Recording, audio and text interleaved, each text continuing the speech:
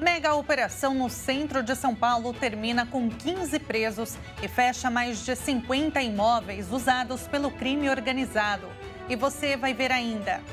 Violência contra a mulher. Denúncias no Disque 180 crescem mais de 30% no primeiro semestre deste ano. E Lei Maria da Penha completa 18 anos, ainda com desafios na aplicação. O número de casos de dengue no inverno crescem e já superam o registrado em toda a estação no ano passado.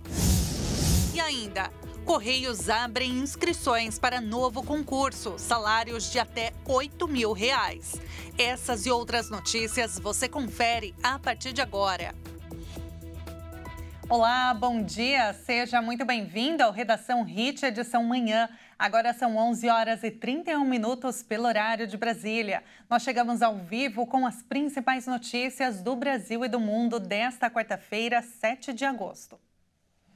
A Lei Maria da Penha completa hoje 18 anos, mas infelizmente a violência contra a mulher segue crescendo no país. O número de denúncias no Disque 180 no primeiro semestre deste ano cresceu 36% em relação ao mesmo período do ano passado.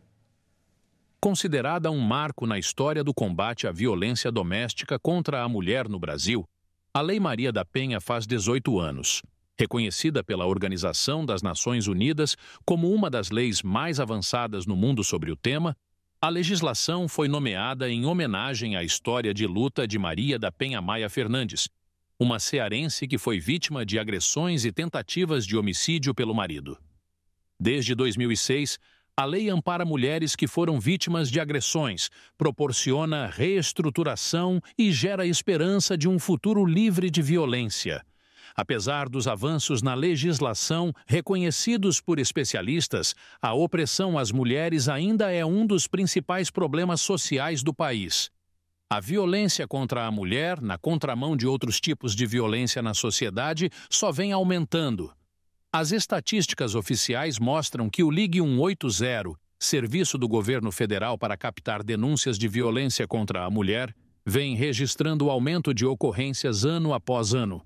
Segundo o Ministério das Mulheres, no primeiro semestre deste ano, também já pode ser verificado um crescimento nos números em relação ao mesmo período do ano passado. Os números ainda serão consolidados.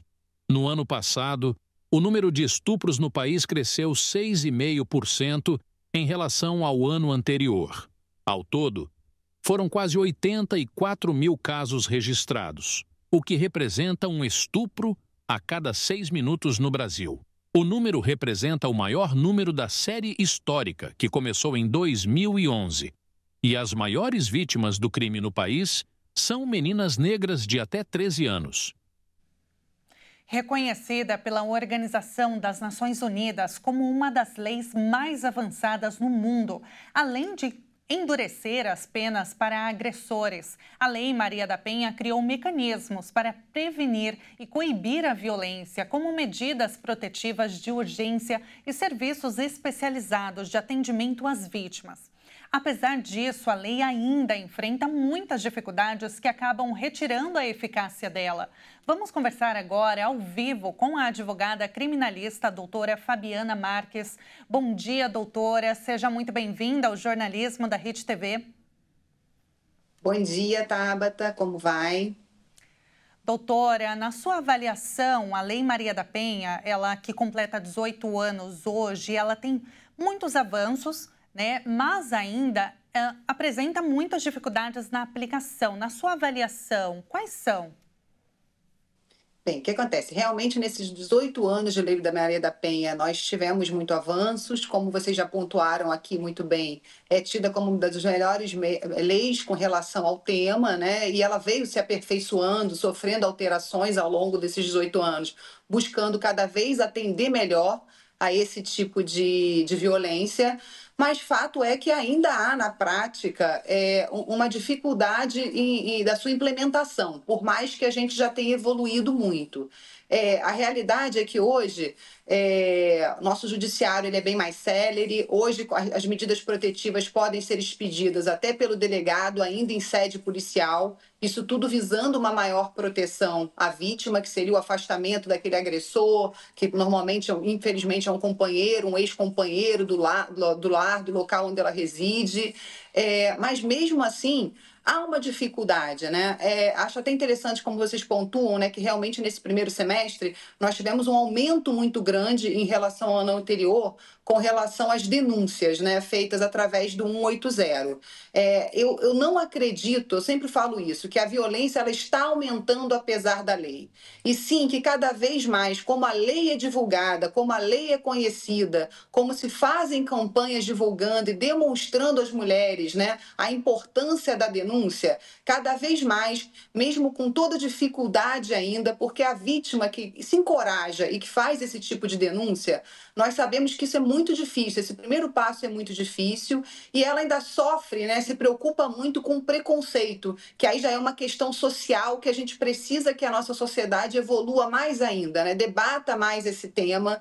E aí eu trago até uma notícia relativamente recente da DPF 1070 que foi aprovada e que vem até para corroborar com essa questão, né? Essa DPF que foi decidida pelo Supremo proíbe todo e qualquer julgamento com relação ao gênero de uma vítima mulher na sede do judiciário. O que significa isso? Que a mulher ela não pode ser ali exposta, que a vida sexual dela pregressa ou a rotina dela de vida seja colocada ali durante um julgamento, durante uma decisão, para querer, de alguma forma, diminuir aquela vítima ou menosprezar o fato que ela tenha passado. Porque, infelizmente, por mais que a gente tenha evoluído em termos legislativos, em termos de leis de proteção, nós ainda precisamos evoluir a ideia mesmo social, né? De que a mulher, infelizmente, durante um longo período, ela foi vista como algo que pertencesse ao homem. Infelizmente, era essa a realidade, né? E o homem objetificava essa mulher e se achava, ainda acham muitos, no direito de decidir sobre a vida dela, a ponto de poder vir a cometer violências com relação a ela, sejam violências físicas, psicológicas, mesmo financeiras, subjugar aquela mulher. Então, a gente precisa realmente dar cada vez mais assistência, e eu entendo que uma assistência num contexto macro, não só ter a legislação que permite a proteção, mas poder ter um acompanhamento psicológico, um acompanhamento social, porque é muito, muito difícil, Tabata, ainda hoje, fazer esse tipo de denúncia, porque você acaba vivenciando no decorrer do percurso da denúncia, seja em sede policial, depois de um longo período, porque essas ações se arrastam por muito tempo, e aí no judiciário, às vezes 2, 3 anos depois, a vítima tem que reviver tudo aquilo que passou para falar aquela narrativa novamente na frente de um juiz, para então tentar ter uma punição com relação àquele agressor. Então a gente precisa tornar isso ainda mais célere, menos penoso, menos burocrático para a vítima, né? Mas eu acho que evoluímos bastante, inclusive em relação à segurança. Só queria pontuar o quão tem sido bem feito o trabalho da Patrulha Maria da Penha. Eu tenho diversos clientes, infelizmente, que passam por essa situação, e quando elas têm as medidas protetivas expedidas, a patrulha visita elas semanalmente, faz contato, procura saber se o agressor tem procurado, tem se aproximado ou não. Então, a gente tem evoluído bastante, mas ainda há mais o que evoluir, ainda podemos melhorar com certeza. Certeza, doutora. Um dos desafios, eu gostaria que você pontuasse isso, se esse olhar, né, da população com relação ao judiciário está correto ou não. No caso, alguns desafios que a Lei Maria da Penha encontra é na questão do judiciário. A legislação, como eu disse, né, a ONU reconhece a Lei Maria da Penha como uma das mais avançadas e completas no mundo. Mas ela encontra muitos desafios na aplicação. Eu queria saber, esse desafio grande é no judiciário? É na hora de se fazer mesmo valer a lei? Sem dúvida, infelizmente isso acontece e muito, Tabata. Sem citar nomes, eu vou dar um exemplo de uma audiência que infelizmente eu fiz agora, início dessa semana, no qual a minha cliente ela foi vítima de um estupro há 3 anos atrás. E só agora que nós tivemos a audiência e a oitiva dela no judiciário, ou seja, da denúncia que ela fez, do registro de ocorrência, de tudo que ela passou há 3 anos atrás, de ter que fazer exame de corpo de delito no ML, denunciar a vítima, acompanhar todo aquele processo, né, em sede policial, para o efetivo início, né, do processo em sede judicial, foram praticamente 3 anos, primeiro entre indas e vindas do inquérito, entre delegacia e Ministério Público, até sair a efetiva denúncia, e depois da denúncia, né, feita pelo Ministério Público, o tempo que se leva para iniciar o processo no judiciário. Então, é o tempo que a vítima... Porque se curar, você nunca se cura de um fato desse, mas você começa a retornar à sua vida. Normalmente, o que aconteceu com essa acontece com várias, tratamento psicológico, psiquiátrico. Então, quando você já está no momento de tentar levar a sua vida de uma forma normal, com todas as aspas, você volta a vivenciar isso tudo novamente. Então, a gente precisava de um cuidado especial que, nesses casos, esse movimento entre denúncia até a efetiva ação e a condenação do acusado fosse muito mais célere do que ainda é hoje em dia. E olha que temos várias especializadas e tudo, mas ainda assim é muito penoso para a vítima e muito moroso. Com certeza. Doutora, para a gente finalizar, anos atrás era muito comum a gente ouvir a frase em briga de marido e mulher, ninguém mete a colher, né? Mas hoje essa percepção mudou e isso veio com a Lei Maria da Penha. E eu gostaria que você pudesse deixar claro, né, para quem está nos assistindo, que talvez até conheça alguém ou seja vítima de violência contra a mulher, que isso não é um problema privado. Exatamente. Esse velho jargão de em briga de marido e mulher, ninguém mete a colher, é algo que realmente vem de muito tempo atrás e realmente com a Lei Maria da Penha e, consequentemente, todas as campanhas que foram sendo feitas com relação a isso, nós estamos conseguindo quebrar esse paradigma. Não existe essa questão violência doméstica, não é uma questão para se resolver no âmbito familiar ou que seja adstrito a determinada família, grupo ou relação.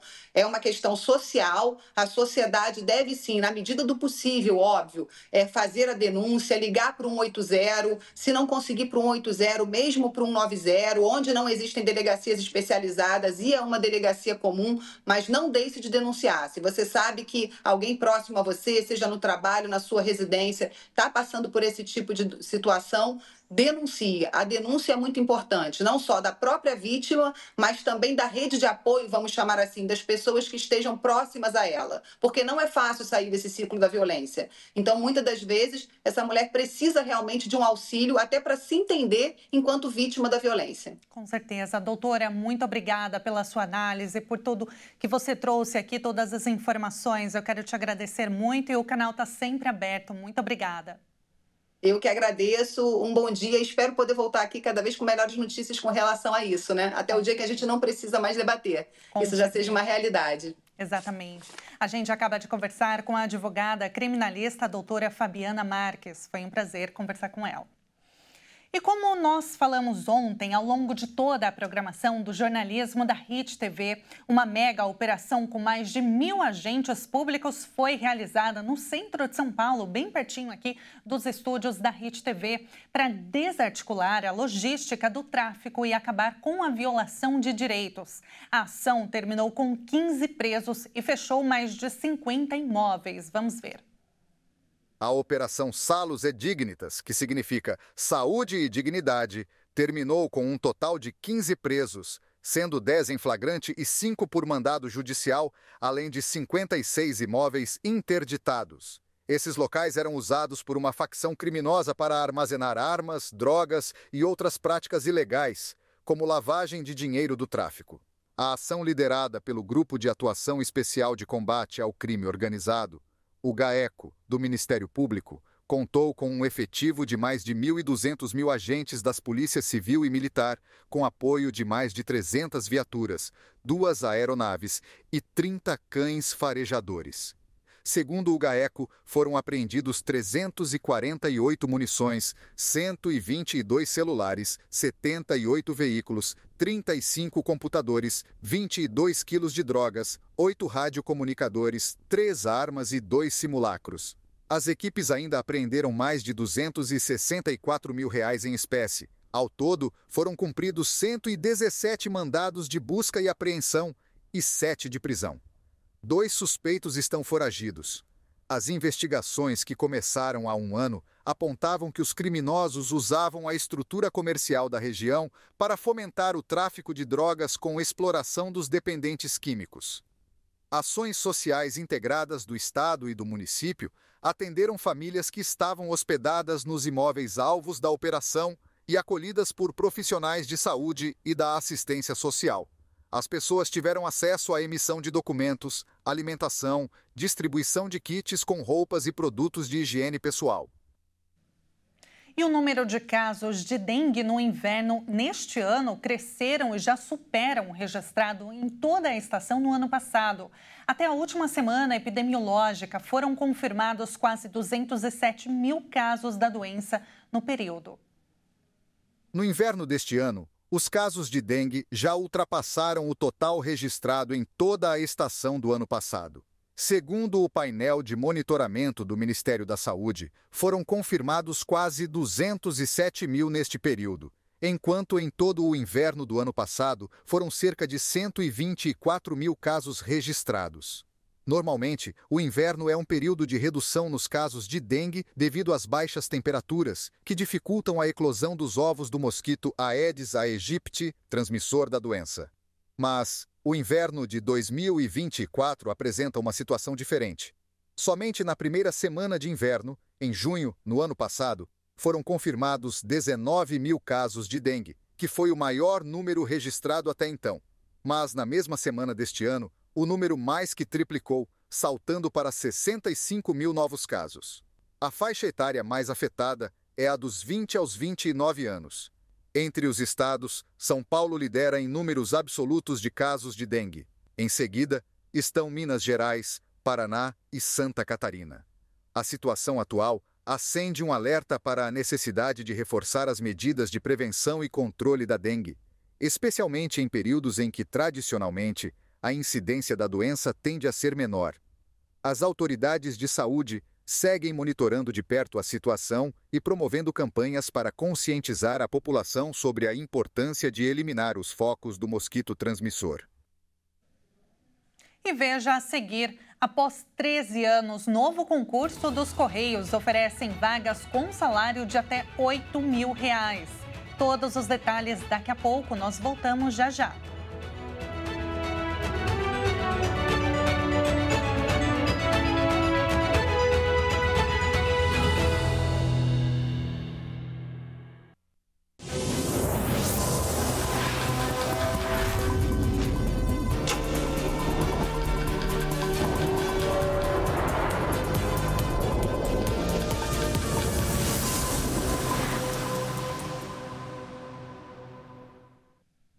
No relógio agora faltam 10 minutos para o meio-dia e nós estamos de volta com as principais notícias.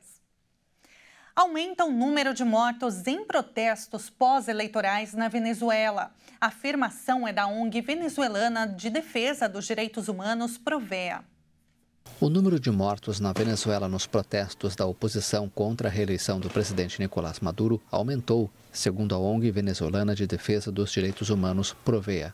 De acordo com um boletim atualizado da organização, 24 pessoas morreram entre o domingo, 28 de julho, e a segunda-feira, 5 de agosto, em eventos e protestos relacionados com as eleições. O balanço coincide com um relatório da diretora da Divisão das Américas do Human Rights Watch, Juanita Gebertus. Até o momento, recebemos informes confiáveis de 24 mortes ocorridas no contexto dos protestos pró-eleitorais na Venezuela, publicou Juanita, detalhando que as vítimas são 23 manifestantes ou pedestres e um militar. As autoridades venezuelanas contabilizam a morte de 2 militares em incidentes violentos. O Conselho Nacional Eleitoral proclamou Maduro vencedor das eleições de 28 de julho, mas a oposição denuncia uma fraude. Os protestos eclodiram na noite da eleição, com distúrbios em várias cidades. De acordo com a Provea, a intensidade das manifestações baixou nos últimos dias, em meio ao uso desproporcional da força por parte de militares e policiais, assim como um aumento exponencial das detenções arbitrárias. E agora, voltando para o Brasil, agora há pouco, o governo federal anunciou um novo aplicativo, o Defesa Civil Alerta. O projeto tem como finalidade notificar desastres naturais aos moradores e turistas que estão perto de alguma possível tragédia natural. O projeto, desenvolvido pelo Ministério da Integração e do Desenvolvimento Regional em parceria com a Anatel, ainda está em fase de teste e apenas 11 cidades de 7 estados brasileiros estão participando. Em caso de alguma tragédia ou risco eminente, o sistema vai emitir alertas com avisos sonoros e o celular vai vibrar sobrepondo qualquer outro conteúdo que o usuário estiver acessando na tela. O aviso vai ser efetivo até em caso de dispositivos que ficam no modo silencioso. Segundo o Centro Nacional de Monitoramento e Alertas de Desastres Naturais, o CEMADEM, o Brasil bateu recorde de ocorrência em tragédias hidrológicas e geohidrológicas no ano passado. Foram registrados 1.160 em eventos desse tipo. Além disso, o Rio Grande do Sul enfrentou a maior tragédia ambiental da sua história, que matou centenas de pessoas nas enchentes ocorridas no final de abril. E após 13 anos, os Correios abriram inscrições para um novo concurso. Serão 33 vagas disponíveis com salário de até R$ 8.800. As oportunidades serão destinadas para cargos da área da medicina e segurança do trabalho, ou seja, todas para nível superior. Os interessados devem se candidatar no IADES, o Instituto Americano de Desenvolvimento, e tem até o dia 8 de setembro para fazer isso. A taxa para fazer a avaliação está na faixa de R$ 70, mas inscritos no CAD único e doadores de medula óssea em instituições reconhecidas pelo Ministério da Saúde podem solicitar isenção do valor. 10% das vagas serão destinadas às pessoas com deficiência e 20% para negros e pardos. A prova está prevista para o dia 13 de outubro e o resultado para o dia 20 de novembro. Os Correios estão na expectativa de realizar as contratações ainda em 2024. E agora, falando de Olimpíadas, os atletas já podem mergulhar no Rio Sena devido à melhora na qualidade da água. As provas de maratona aquática estão marcadas para esta quinta e sexta-feira. O treino no Sena foi autorizado nesta quarta-feira, depois de um cancelamento na terça, porque os resultados dos testes de qualidade da água estão aceitáveis. As provas de maratona em águas abertas, um circuito de 10 quilômetros a partir da ponte Alexandre III, devem acontecer na quinta e na sexta. A World Aquatics cancelou o treino de terça porque os níveis de enterococos estavam acima dos limites. Essas taxas de bactérias fecais, como a E. coli, são especialmente monitoradas pelos organizadores. Desde o início dos Jogos, 5 treinos foram cancelados e uma prova foi adiada por um dia, devido em grande parte às chuvas intensas, especialmente nos primeiros dias de competição. Caso a água não esteja adequada nas provas de quinta e sexta, os organizadores planejam transferir a competição para Vers-sur-Marne, local das provas de remo e canoagem. E agora a gente vai conhecer uma cidade chamada Valletta, em Malta. Vem comigo. Valletta é uma cidade situada na costa leste da ilha de Malta. A cidade muralhada foi estabelecida no século XVI. A arquitetura da cidade é essencialmente barroca. Uma das marcas de Valletta são suas curiosas varandas coloridas que se destacam no exterior. Valletta é uma visita essencial de Malta. A capital possui inúmeras atrações turísticas, algumas tão importantes como o Museu Nacional de Arqueologia. A capital maltesa também é o cenário perfeito para seguir os passos dos Cavaleiros da Ordem de Malta, que estabeleceram aqui vários enclaves defensivos e exerceram seu trabalho hospitalar. E antes de encerrarmos esta edição, nós vamos ver agora uma câmera com vista panorâmica da cidade, o Manderádio, em Valletta. Saindo então do Estúdio Hit em São Paulo e vamos para Malta. Olha só, Valletta é um patrimônio mundial da Unesco, viu? Conhecido por sua impressionante arquitetura barroca e também pelo significado histórico. Fundada em 1566, a cidade é repleta de grandes palácios e museus. A paisagem urbana oferece vistas de tirar o fôlego de suas muralhas fortificadas, portos movimentados e também pela arquitetura lindíssima. E uma característica notável é o Manderádio, aliás, uma área historicamente significativa, inicialmente planejada como uma marina, mas depois se tornou uma zona residencial. Imagina, que bonito. E com essas imagens encerramos esta edição. Muito obrigada pela sua companhia, uma excelente quarta-feira para você e até mais.